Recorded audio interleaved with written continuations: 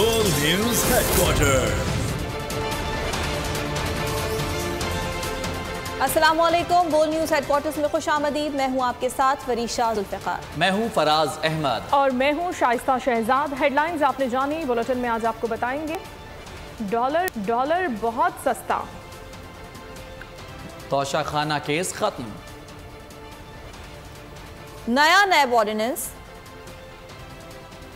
बिजली पैदावार कम, मॉनसून की एंट्री, फलस्तीनियों पर जमीन तंग,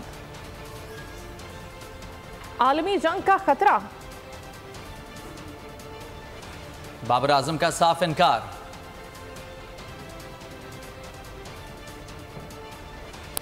बुलेटिन का आगाज करेंगे इस खबर के साथ कि रुपए का पलटकर वार, डॉलर बैकफुट पर जाने पर मजबूर हो गया। IMF से मुआहदा होते ही पाकिस्तानी करेंसी की जान में जान आ गई। इंटरबैंक में अमरीकी करेंसी की कदर 12 रुपए 99 पैसे कम हो गई। ओपन मार्केट में भी डॉलर मजीद 5 रुपए सस्ता हो गया। फॉरेक्स डीलर के मुताबिक इंटरबैंक में डॉलर 273 रुपए पर ट्रेड हो रहा है। मजीद बात कर लेंगे। बोल न्यूज के नुमाइंदे कफील अहमद हमारे साथ मौजूद हैं। कफील बताएगा मार्केट में डॉलर की क्या पोजीशन है आज?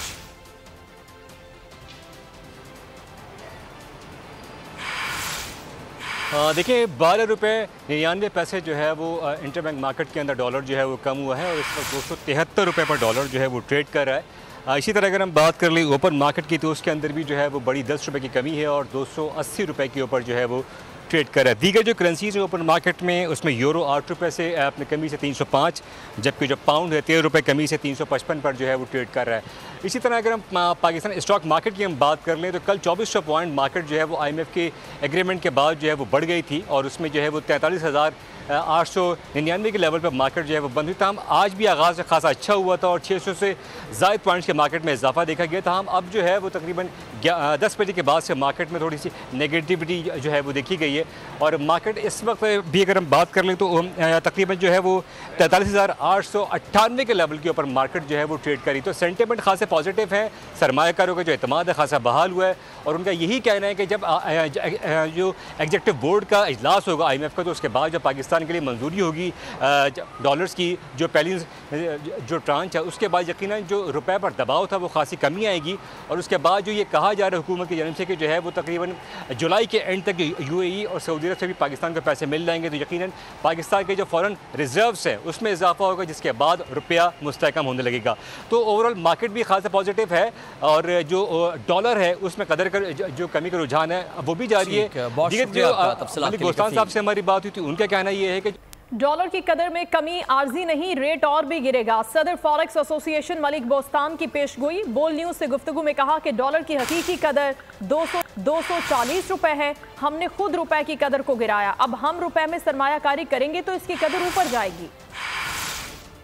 आर्जी नहीं है, ऐसे वो डिमांड और सप्लाई जब होता है तो आर्जी की चीज ही खत्म हो जाती है। डिमांड जब थी तो बढ़ रहा था तो उस वक्त कोई लोग नहीं कह रहे थे कि आर्जी बढ़ रहा है और अब जब गिर रहा था अब आर्जी का तो सवाल ही नहीं पड़ता। डिमांड खत्म हुई, सप्लाई बढ़ी है। डिमांड सप्लाई का मतलब ये जब डिमांड बढ़ेगी तो रेट बढ़ेगा, जब खत्म होगी गिरेगा। तो अब गिर रहा है इसने असल जगह जब 250 से बढ़ के 200-300 तक गए तो अपने 250 पे आने ही आने। हाँ बिल्कुल, ये साफ डार को तो चलो ठीक है कोई मानेगा नहीं, लेकिन ब्लूमबर्ग ने कहा है, आपने खुद भी आपकी खबरों में शाया भी की है कि डॉलर का रियल वैल्यू जो है 240 रुपये है और हकीकतन भी यही वैल्यू है। रीजन में देखें इंडिया का रुपया 82 है, बांग्लादेश 95 है, अफगानिस्तान का 86 है। तो हमारे रुपये में क्या ऐसा कौन सा गुनाह कर लिया कि इतना गिरा? हम खुद इसको गिरा रहे हैं। हम लोग खुद होल्ड करके बैठ दिन में अमेरिका को गालियाँ देते हैं, रात को डॉलर खरीदने आ जाते हैं।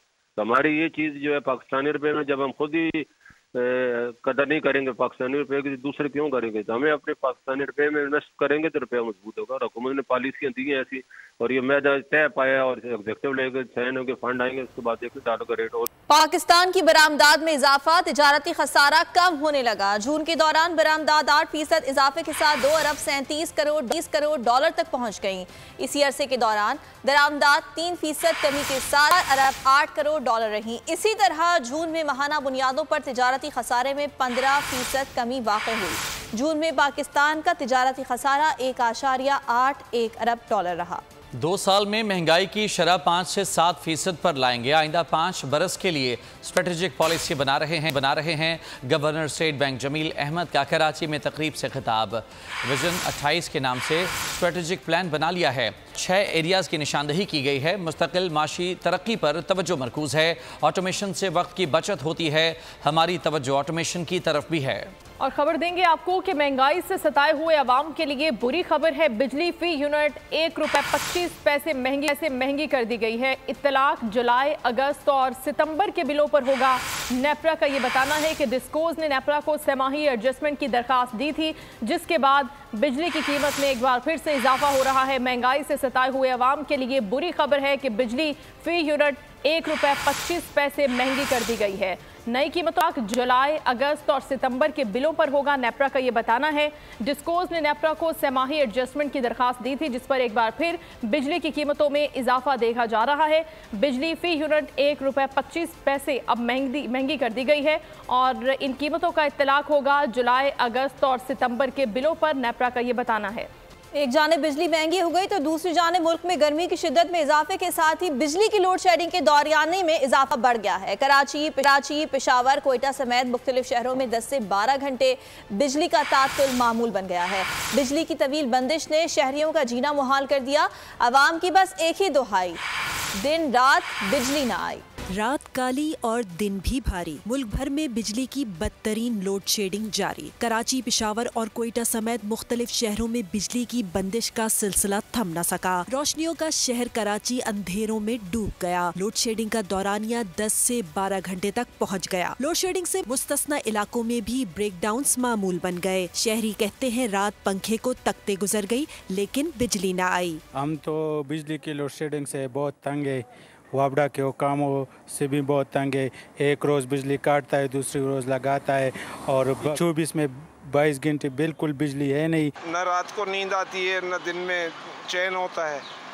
लोड शेडिंग ने जीना महाल किया। हैदराबाद, लाड़काना और सखर समेत कई शहरों में भी घंटों बत्ती गुल। हुकूमती सितम जरीफी से शहरी तंग। घरेलू सार्फिन समेत ताजरों को मुश्किलात का सामना। लोड शेडिंग से पानी की कमी के मसाइल ने भी जन्म ले लिया। खैबर पख्तूनख्वा में बिजली की तलब 3412 मेगावाट तक जा पहुँची। शहरों में 8 से 10 घंटे, देहाती इलाकों में 14 से 16 घंटे की लोड शेडिंग जारी है। बलूचिस्तान में बिजली की तवील बंदिश ने शहरियों का जीना दूभर कर दिया। कोयटा में लोड शेडिंग का दौरानिया 16 से 18 घंटों तक पहुंच गया। शहरी कहते हैं भारी बिल अदा करने के बावजूद बिजली फराहम नहीं की जा रही। हुकूमत के बुलंदोबांग दावे पानी के बुलबुले साबित हो रहे हैं। खबरों का सिलसिला भी जारी है। यहाँ वक्त हुआ है एक ब्रेक का, और ब्रेक के बाद देखिए तोशाखाना केस और कत्ल केस में गिरफ्तारी की इजाजत। Welcome back. खबरों का सिलसिला आगे बढ़ाते हैं और खबर शामिल करते हैं कि चेयरमैन तहरीक इंसाफ के खिलाफ तोशाखाना फौजदारी केस खत्म हो गया। इस्लामाबाद हाई कोर्ट ने दरखास्त मंजूर करते हुए केस नाकाबिले समाअत करार दे दिया। चीफ जस्टिस आमिर फारूक ने महफूज फैसला सुना दिया। चेयरमैन तहरीक इंसाफ ने तोशाखाना केस नाकाबिले समाअत करार देने की दरखास्त दायर की थी। सेशन अदालत ने तोशाखाना केस को काबिले समाअत करार देते हुए फर्द जुर्म आयद की थी। चेयरमैन तहरीक इंसाफ के खिलाफ तोशाखाना फौजदारी केस खत्म। इस्लामाबाद हाई कोर्ट ने फैसला सुना दिया। महफूज फैसला चीफ जस्टिस आमिर फारूक ने सुनाया। अदालत ने चेयरमैन पीटीआई की दरखास्त मंजूर कर ली। तोशाखाना फौजदारी केस नाकाबिले समाअत करार दे दिया गया। चेयरमैन पीटीआई के खिलाफ कंप्लेन इलेक्शन कमीशन ने दायर की। सेशन अदालत ने चेयरमैन पीटीआई के खिलाफ ट्रायल काबिले समाअत करार दिया था। केस में चेयरमैन पीटीआई पर फर्द जुर्म भी आयद की गई थी, जिसके खिलाफ चेयरमैन पीटीआई ने अदालत आलिया में दरख्वास्त दायर की। इस्लामाबाद हाई कोर्ट ने कार्रवाई रोकने के हुक्म में तौसी कर दी थी। अदालत ने समाअत मुकम्मल होने पर फैसला महफूज कर लिया था। सुप्रीम कोर्ट ने कोयटा वकील कत्ल केस में चेयरमैन पीटीआई के हुक्म इम्तना की दरखास्त मुस्तरद कर दी है। अदालत ने चेयरमैन पीटीआई के नाकाबिले जमानत वारंट मुअत्तल करने और आइंदा समाअत तक गिरफ्तार न करने की इस्तदा भी मुस्तरद कर दी। जस्टिस एजाजुल एसडीए के हाईकोर्ट के डिवीजन बेंच का फैसला 2 रुकनी बेंच मुअत्तल नहीं कर सकता। गिरफ्तारी से हम कैसे रोक सकते हैं? हमारा 2 रुकनी बेंच है, हम कोई हुक्म नहीं दे सकते। चीफ जस्टिस अगर 3 रुकनी बेंच तश्कील दे तो वो मुअत्तली का जायजा ले सकता है। सुप्रीम कोर्ट ने सरकारी वकील से मुकदमे की तफसीलात तलब कर ली। एडवोकेट जनरल और प्रोसिक्यूटर जनरल बलोचिस्तान समेत दीगर फरीकैन को नोटिस जारी कर दिए गए। केस की समाअत गैर मुअय्यना मुद्दत तक मुलतवी कर दी गई। और कोयटा में वकील के कत्ल का मुकदमा, चेयरमैन तहरीक इंसाफ की सुप्रीम कोर्ट में दरखास्त दायर। इस्लामाबाद से आपको खबर दे रहे हैं। दरखास्त में 3 रुकनी बेंच तश्कील देने की इस्तदा की गई है। आपको आगाह कर रहे हैं कोयटा में वकील के कत्ल का मुकदमा है। चेयरमैन तहरीक इंसाफ ने सुप्रीम कोर्ट में दरखास्त दायर कर दी है और दरखास्त में 3 रुकनी बेंच तश्कील देने की इस्तदा भी की गई है। कोयटा में कत्ल का मुकदमा है और अब ये बताया जा रहा है कि चेयरमैन तहरीक इंसाफ की जानिब से सुप्रीम कोर्ट में दरखास्त दायर की गई है और दरखास्त में ये इस्तदा की गई है कि 3 रुकनी बेंच तश्कील दिया जाए। सदर आरिफ अलवी की गैर मौजूदगी में हुकूमत की कायम मुकाम सदर के जरिए तेज रफ्तार कानून साजी, नैब ऑर्डिनेंस में तरमीम कर दी। चेयरमैन नैब तफ्तीश में अदम ताउन पर मुलजिम के वारंट जंगे। गिरफ्तार मुलजिम को अब 14 के बजाय 30 दिन तक जिस्मानी रिमांड पर रखा जा सकेगा। नैब के मुलजिम को अपनी बेगुनाही खुद ही साबित करना होगी, जबकि वो किसी भी इंक्वायरी के खिलाफ अदालत से रुजू नहीं कर सकेगा।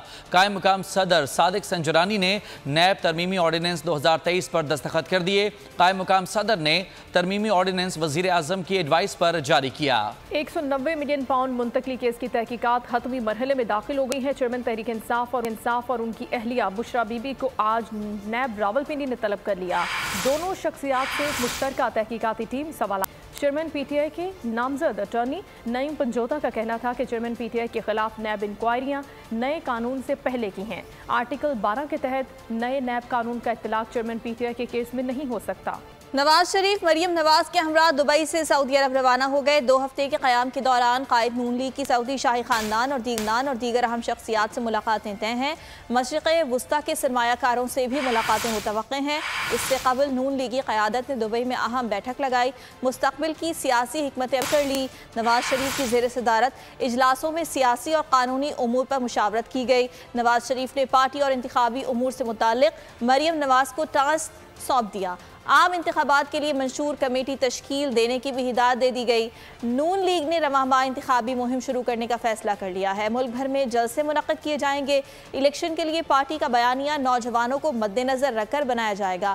कैप्टन सफदर को यूथ विंग की सदारत से हटाने का फैसला कर लिया गया। रहनुमा नून लीग मियां जावेद लतीफ़ ने कहा है कि दुनिया की कोई ताकत नवाज शरीफ को अवामी हिमायत से वज़ीर आज़म बनने से नहीं रोक सकती। प्रेस कॉन्फ्रेंस में उनका कहना था कि वोट को इज्जत दिलाने का नारा की अवाम को मुंतकिली नवाज शरीफ का कारनामा है। उन्होंने कहा कि सानहा 9 मई के मास्टरमाइंड पर आज तक मुकदमा दर्ज नहीं हो सका। न्याजी ग्रुप की सहूलतकारी से मुतालिक हमारा मौक़िफ़ भी आज सच साबित हो गया। 9 मई एहतजाज के केस में रहनुमा पीटीआई शाह महमूद कुरैशी की जमानत में 15 जुलाई तक तौसी कर दी गई है। एडिशनल सेशन जज इस्लामाबाद हारून शाह ने केस की समाअत की। पेट्रोल बम हमला केस में चौधरी परवेज खास को जमानत मुस्तरद कर दी गई। अदालत का कहना था कि गिरफ्तारी नहीं डाली जा सकती तो जमानत कैसे दी जा सकती है। अस्करी टावर हमला और दीगर मुकदमात में डॉक्टर यास्मिन राशिद की दरखास्त जमानत पर समाअत 8 जुलाई तक मुलतवी कर दी गई। अदालत ने आइंदा समाअत पर डॉक्टर यास्मिन राशिद की दरखास्त जमानत पर दलाइल तलब कर लिए। इंसदाद दहशतगर्दी अदालत लाहौर में दीगर 26 मुलजिमान की जमानतों से मुतालिक भी समाअत हुई। दलाइल मुकम्मल होने पर एक साथ फैसला सुनाया जाएगा। जिना हाउस जलाओ घेराव केस में उमर सरफराज चीमा की अहलिया के जुडिशल रिमांड में तौसीह कर दी गई। राबिया सुल्तान को 14 रोज़ा जुडिशल रिमांड पर जेल भेज दिया गया। और हम सियासी, कानूनी और पुरअमन तरीके से आगे बढ़ना चाहते हैं। वाइस चेयरमैन पीटीआई शाह महमूद कुरैशी की इस्लामाबाद में अदालत के बाहर गुफ्तगू। कहा चेयरमैन पीटीआई के केसेस हैं वो भी अदालत में हाजिर हो रहे हैं। हर सियासी पार्टी लाएअमल के बारे में गौर व खौज करती है। IMF मुआहदे से डिफॉल्ट का खतरा टल गया। पॉलिटिकल पार्टी ने लाएमर के बारे में गौर व खौज करती है, यकीनन तहरीक इंसाफ भी कर रही है। हम सियासी तौर पर, कानूनी तौर पर पुरअमन तरीके से आगे बढ़ना चाहते हैं और इंशाल्लाह बढ़ेंगे। आइन और कानून के दायरे के अंदर रहते हुए वो तशरीफ ला रहे हैं। उनके केसेस हैं, वो जब भी अदालत तलब करती है हाजिर हो जाते हैं। मेरे केसेस हैं, मैं हाजिर हुआ हूँ यहाँ। एक मुआहदा हुआ है 9 माह के लिए 3 बिलियन का स्टैंड बाय अरेंजमेंट जो है वो आपके सामने आया है। उससे ये तो हुआ है कि जो इमीडिएट डिफॉल्ट का खतरा था वो टल गया, लेकिन सवाल ये है क्या ये हल है कि हल नहीं है। ये एक स्टॉप गैप अरेंजमेंट है और इस स्टॉप गैप अरेंजमेंट में आपके चंद माह गुजर जाएंगे, उसके बाद क्या होगा। इस्लामोफोबिया का जो ट्रेंड है, बढ़ता हुआ रुझान है, इसकी हमने निशानदेही की थी जब तहरीक इंसाफ की हुकूमत थी। कैसा इजहार राय है, तो इस पे रिफ्लेक्ट करने की जरूरत है। इंटरनेशनल कम्युनिटी को, सिर्फ उम्मा को नहीं, पूरी इंटरनेशनल कम्युनिटी को रिफ्लेक्ट करने की जरूरत है और एक मुश्तरका लाएअमल अपनाने की जरूरत है। परवेज इलाही के गनमैन और मुलाजिम मोहम्मद जमान के मोबाइल से ऑडियोज बरामद। मोहम्मद जमान के मोबाइल फोन से अहम शवाहिद हासिल कर लिए हैं। FIA की जानिब से दावा किया गया है परवेज इलाही और जमान की मुबैना ऑडियोज़ में रकम के लेन देन पर बात की जा रही है। मुलाजिम और गनमैन जमान को चंद रोज पहले गिरफ्तार किया था। हुकूमत ने सुप्रीम कोर्ट के जजेस की तनख्वाहों में इजाफा कर दिया है। चीफ जस्टिस की तनख्वाह में 2,04,865 रुपए का इजाफा हुआ है। सुप्रीम कोर्ट के जजेस की तनख्वाह में 1,93,527 रुपए इजाफा हुआ। सुप्रीम कोर्ट के जजेस की तनख्वाह 11,61,163 रुपए हो गई है। चीफ जस्टिस की पुरानी तनख्वाह 10,24,024 रुपए। जजेस की तनख्वाहों में इजाफा हुआ है। हुकूमत ने सुप्रीम कोर्ट के जजेस की तनख्वाहों में इजाफा किया है। चीफ जस्टिस की तनख्वाह में 2,04,865 रुपए इजाफा हुआ। आगे बढ़ें और आपको ये बताएं कि के इलेक्ट्रिक की इजारादारी खत्म होनी चाहिए, दूसरी कंपनीज को मौका दिया जाए। हाफिज नईमुर रहमान का मुतालबा। कराची में न्यूज़ कॉन्फ्रेंस में उनका कहना था कि कराची में बदतरीन लोड शेडिंग हो रही है। के इलेक्ट्रिक के लाइन लॉसेस में इजाफा हुआ है। लाइन लॉसेस को ठीक करने का कहा गया था कि नेशनल ग्रिड से बिजली की जरूरत नहीं पड़ेगी। नैपरा सिर्फ रिपोर्ट बनाता है, एक्शन नहीं लेता।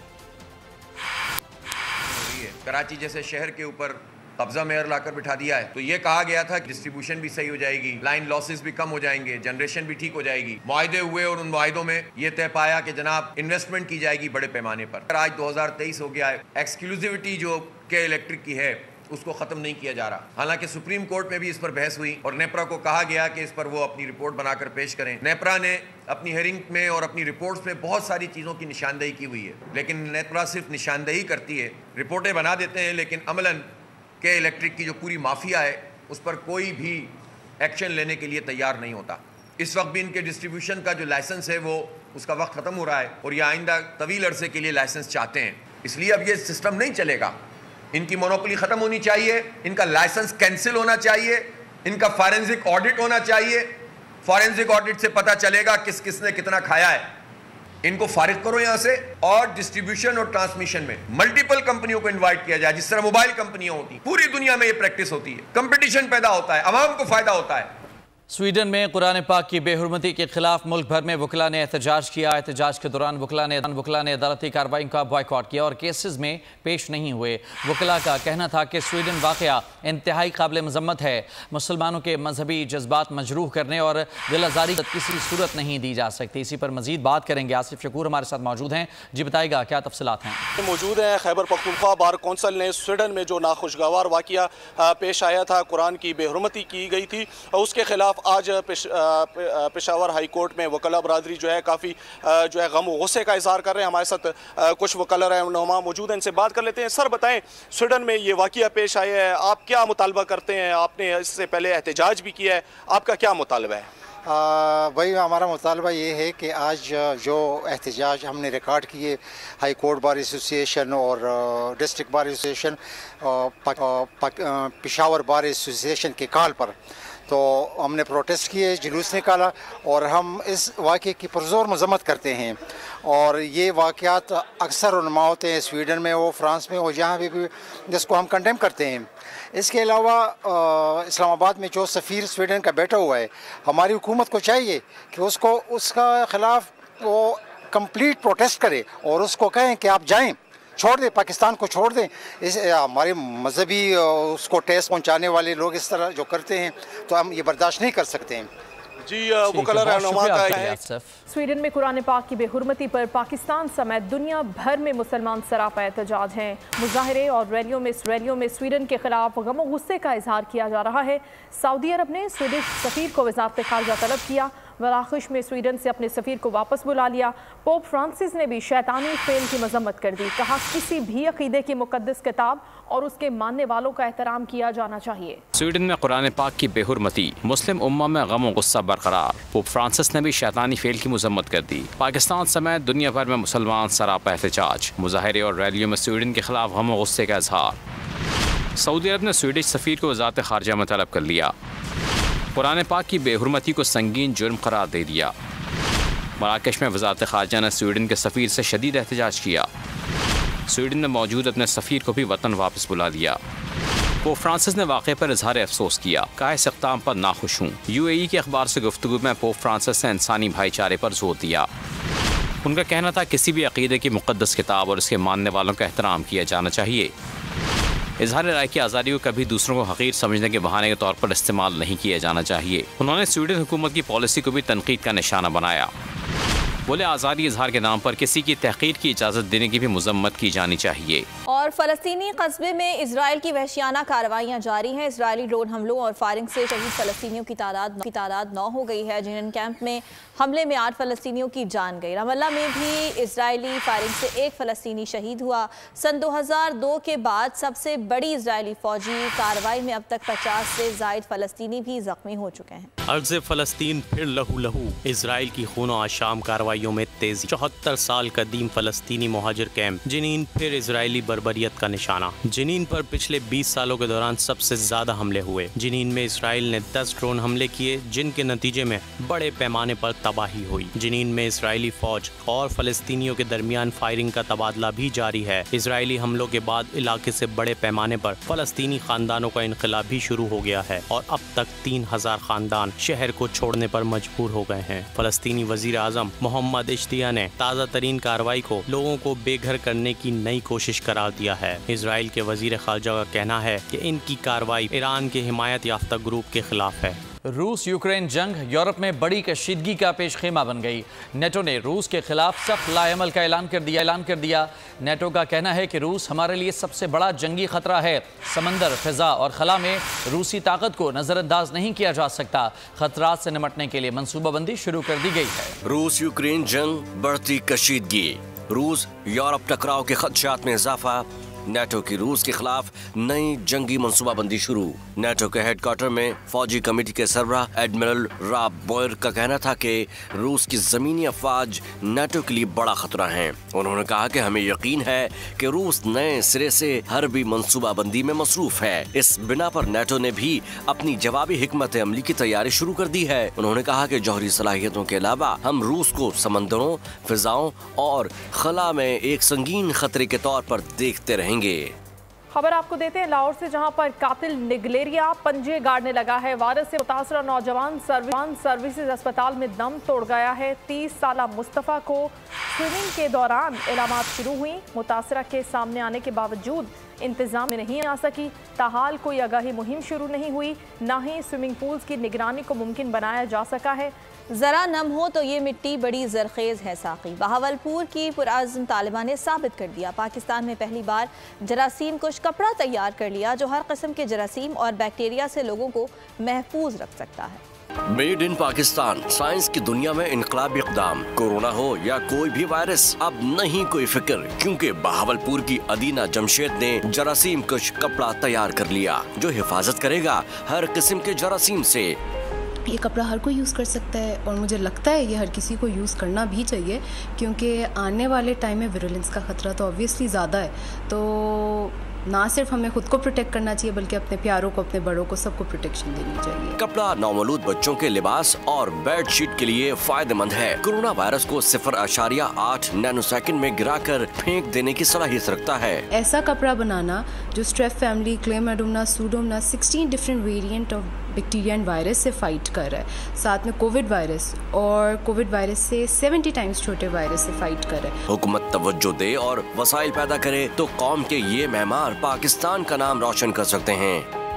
मसीही बरादरी के वफ़द ने जिना हाउस लाहौर का दौरा किया है और तोड़-फोड़ और जलाओ घिराव के शदीद मजम्मत की है। वफ़द के अरकान का कहना था कि सरकारी अमलाक पर धावा बोलने वाले पाकिस्तान के खैर खा नहीं हो सकते। पाक फौज हमारी मुहाफ़िज है। पूरी तौर पर कंडेम करते हैं उन सारे लोगों को जिन्होंने इस शरपसंदी में हिस्सा लिया। और हमारी दरख्वास्त है कि जो अरबाब इख्तियार हैं पाकिस्तान आर्मी के भी और हुकूमत के भी, वो इन ऐसे लोगों से सख्ती से निपटें ताकि आइंदा कोई ऐसा वाक़या ना हो। वो बड़ा अफजल मकाम है उन शहदा का हमारी नज़रों में जो हमारी जानो माल की तहफ़्फ़ुज़ के लिए अपनी जानों की कुर्बानियाँ देते हैं। हम सोते हैं और वो सरहदों पर जाग के पहरा देते हैं ताकि हमारी हिफाजत को यकीनी बनाया जा सके। और इस एक्ट की जितनी भी शदीद अल्फाज में मजम्मत की जाए उतनी ही कम है। मैं समझता हूँ कि ये जो यहाँ पे जो वाक़या हुआ है और जिन शरपसंद लोगों ने ये सब कुछ किया है, हम इसकी मजम्मत करते हैं। और मैं ये समझता हूँ कि दुश्मन ने 75 साल में वो काम नहीं किया जो इन लोगों ने कर दिखाया है। 9 मई के वाक़यात की पुरज़ोर मज़म्मत करते हैं। जिन्होंने भी ये किया है उन्होंने पाकिस्तान पर हमला किया है, अदारों पर हमला किया है। तो आज हमारी दुआ भी है खुदा। और अब बात करते हैं मौसम की। मुल्क में मानसून की एंट्री हो गई है। इस्लामाबाद में कहीं हल्की और कहीं तेज बारिश के बाद अब मौसम खुशगवार हो गया है। लाहौर में भी तेज आंधी के बाद मूसलाधार बारिश से हब्स खत्म हो गया। मुल्क में मॉनसून का नया सिस्टम, कहीं मूसलाधार बारिश, कहीं रिमझिम। इस्लामाबाद में बरसात से मौसम खुशगवार हो गया। मरी और गिरदोनवा में भी बाराने रहमत और यालाबारी हुई। हसीन मौसम में सयाहों के चेहरे भी खुशी से खिल उठे।